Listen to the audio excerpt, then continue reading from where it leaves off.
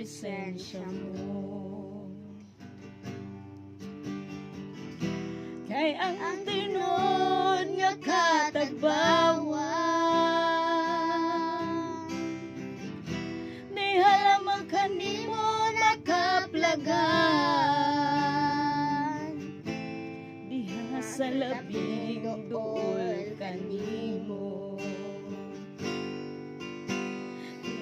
Mabati ko kanunay ang imong gugma, di masinati ko kanunay ang ugot mong mga kapus.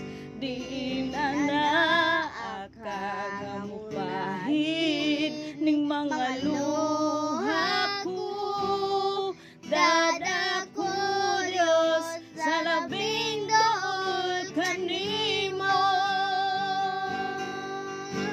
di na naakagapahid ning mga luha ko. Dadako Diyos sa labing dool kanimo,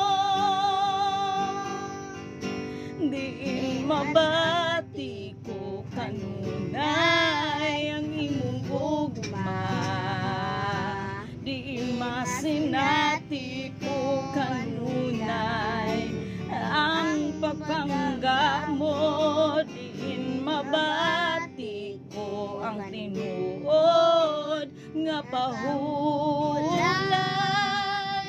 Dada